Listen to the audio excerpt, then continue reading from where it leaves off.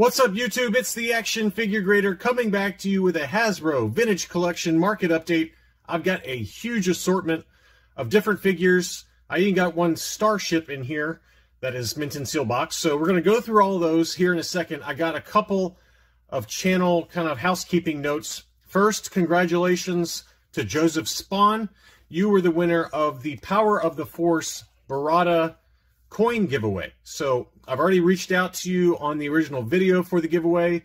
So please send me an email to actionfiguregrader@gmail.com with your mailing address, and I will be happy to ship this Power of the Force coin. Also, I want to say thank you to 2 subscribers who very generously this morning donated again to the fundraising effort that I had. We've raised, I think, over $1,100 somewhere in there for this YouTuber that's got massive medical bills. So thank you to SpiderWars77 over on Instagram. He's a good buddy of mine, and I want to say thanks for the generous donation. And also to David, you also sent a really generous donation. So the 2 of you, I just can't thank you enough, as well as to all the other donors, the bidders on the 2 items that I've sent out for the giveaways or for the fundraising efforts, excuse me. The Collector Archive Services 40th Anniversary Black Series figures. So, Carrie, I got your funds. I've just got to get free from kid duty, and I will ship it at the very latest. It will go out tomorrow morning. So, thank you to everybody. Let's go ahead and dig right in. I'm going to start with the one that I should have bid on. I really wanted this one, and I just got distracted when the auction was ending, and I missed it. And it sold for a really great price, in my opinion. This was VC08 on the Revenge of the Jedi card back, Darth Vader, but it had the Hong Kong import stickers. I've only got one like this. I've got a Shadow Trooper that has the import sticker on the back, but this one had it on the front as well as on the back. So this is the same import sticker I have for my Shadow Trooper. It also has a cool Toys R Us Hasbro tag on the back. So I really wish I had bid on this. It had a little bit of damage there. It looked like, maybe not actually. It looked pretty good overall. No, it was pretty clean overall. I had just some minor edge wear and things like that. But man, I should have bid on this. This is just such an awesome item. I love that little tag there on the front. But unpunched, and it looked to be in really great shape overall. And it sold for $76 plus shipping. That was a great deal. Whoever got that, you got a steal of a deal. That's a really nice item, and I wish I had bid on it. But you just don't see these come up very much with the import sticker. Now, if you are interested in these, I apologize, I can't remember the subscriber who told me this, but Robot Kingdom over in the UK, they're an online retailer for the vintage collection. Supposedly, when you pre-order from them, most, if not all, of their inventory comes from Hong Kong direct, and they almost all have this this Hong Kong tag on the back of the card backs for even the new stuff that comes out. So if you're interested in that, go to Robot Kingdom in the UK, and the shipping is pretty prohibitive for those of us in the States.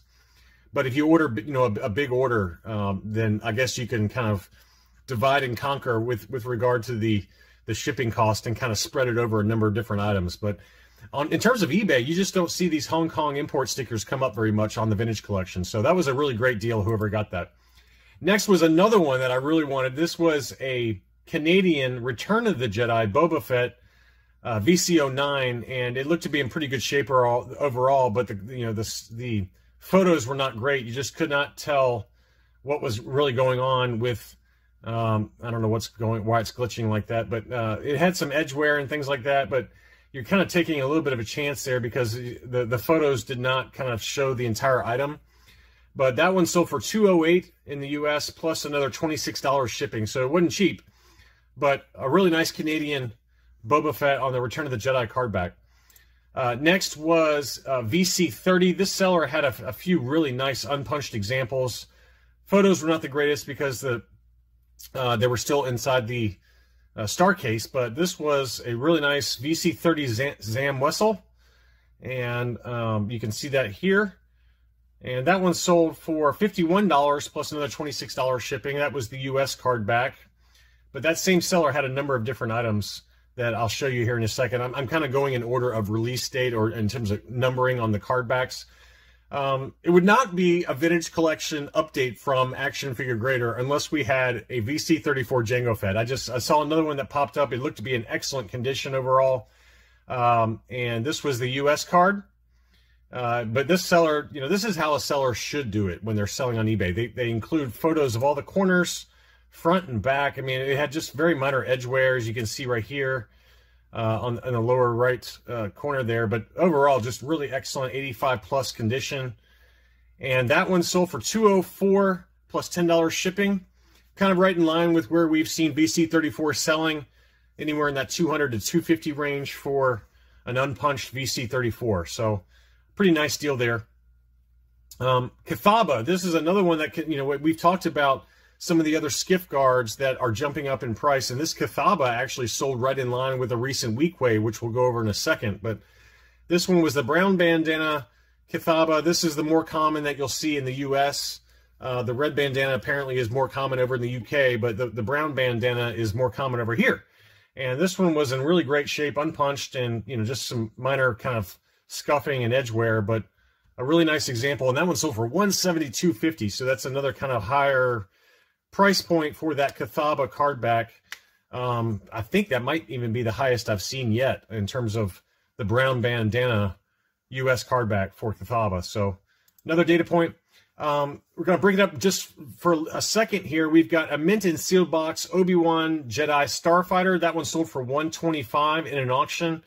Probably an 80 grade condition. It had some minor edge wear and things like that. You can see right here in that corner, it's got some kind of litho damage to the corner, but a really nice example overall. And the Starfighters, these early TVC Starfighters, mint and seal box, they don't come up that often, and it looked like a really nice example overall. Probably an 80 is my guess, or 80 plus. But $125 was the sales price on that one. Going back to Vintage Collection, we got another Shea Vizla. This one was unpunched and in pretty good shape overall. I'm sorry, now I got this one mixed up with a different one. This one had the crease around the hang tab there. And I think in a previous video we saw that it sold closer to $300. This one sold for $222.50. So the price was appropriately discounted given that damage over there. But that just shows you, even with that pretty major crease on the front of the card, it still sold at $222. So Shea Vizla is one I'd like to pick up fairly soon, probably by the end of the year. But the prices are definitely going up. You're probably talking $300-ish for a near mint plus example for Shea Vizla, and this one was discounted. So another one was VC104 Lumat. This is the original issue. Original issue. I can't remember. I can't even remember now. I can't keep track of all the different re-releases and repacks. I can't remember if Lumat was one of them or not. I think it was. But anyway, this was an unpunched example, and I love that pink on the card back with the arrows kind of splayed out like that. Really nice. And here is the back, and pretty good shape overall. A little bit of card bend, but that can come right out with a star case for a few weeks. But that one sold for $144.27, another high number. And this weekway, so as going back to that brown bandana Barada, that one sold for almost as much as weekway, VC107 weekway, and this was unpunched. Really nice example, and tends to be, for the skiff guards, the most expensive of the bunch. But that Kifaba only sold for $5 less. So what do I know? But weekway seems to kind of be balancing out at that kind of high 170 to 200 price point for a nice example. So another data point there. Jar Binks, this is one I had in a recent video. This one I think even sold higher than that one. This was an unpunched VC108, and again, it had very poor pictures from the seller, but even that one sold for $160 plus another $26 shipping. So that was the US card back. Another one that looked really nice. This one was a Canadian Clone Trooper Lieutenant. Would have loved to have picked this one up to add to my Canadian run, but this one, see, this seller actually showed it outside of the star case. The only real damage was around the hang tab, where you can see a little bit of damage from where the hang tab was removed. So that was unfortunate, but a pretty nice example otherwise. And that one sold for $128 plus another $26 shipping. So not bad. I'd love to find an unpunched example of that one. VC111, we all know the Princess Leia and her Bespin outfit is very expensive, and this one was no exception. This one was the US card, and it sold for $167.50. So another big number, 27 bids on that one. And just another data point there. And here's another one that I'd like to pick up. I'd love to pick up the original VC-113 Republic Commando before the reissue comes out. This was the U.S. card back, unpunched. This one sold for $197.50. We saw recently, I think it was a European example. That one sold for about $150 plus the exorbitant shipping for those of us in the U.S. using the global shipping program through eBay. But so, you know, about the same price once you factor in the shipping.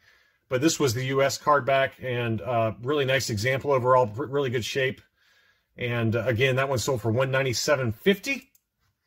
Another one that's been kind of slowly going up, but this one actually sold for a pretty reasonable price point. This is Oromarco Prune Face, unpunched, really clean example, just a little bit of a card curve. But again, that'll come out with a star case for a week or two. That one sold for $73 with free shipping. I thought that was a great deal. Whoever picked that one up, probably other than the Vader, which had the Hong Kong stickers, this is probably the best deal of this bunch, in my opinion.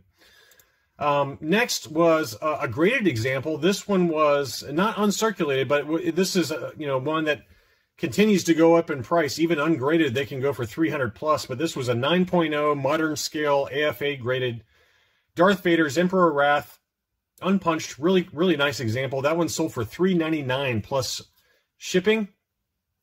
So again, you know, ungraded, I've seen these sell for $300 to $350 pretty regularly. So I think that was a pretty good deal for a graded example for the Emperor's Wrath. What an awesome figure. And obviously the card back is top notch. And then finally, I wanted to include a modern one that has been kind of slowly creeping up. This one was the Death Star Gunner, and it had kind of the French language underneath there. Obviously, these later ones are going to be punched. But this is one I've missed out on because it kind of came out right as I was starting my very beginnings of my vintage collection. So this is one I'd like to pick up. Really nice example. And this one is, I guess, a Canadian card back. And this is a question for you experts out there. You know, you don't see with later releases the Canadian kind of warning stickers, Canadian language.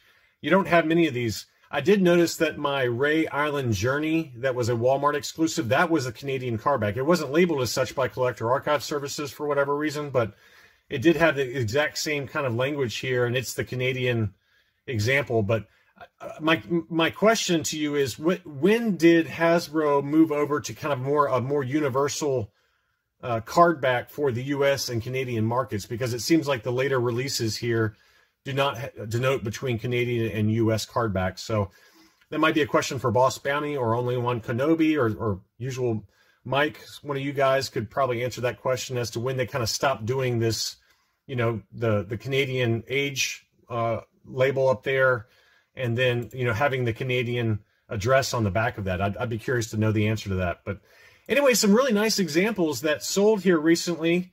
Nothing too earth-shattering, but a couple of interesting price points for some of the more high-demand figures. So if you're new to the channel, welcome. Thank you for joining, and I hope that you'll consider subscribing.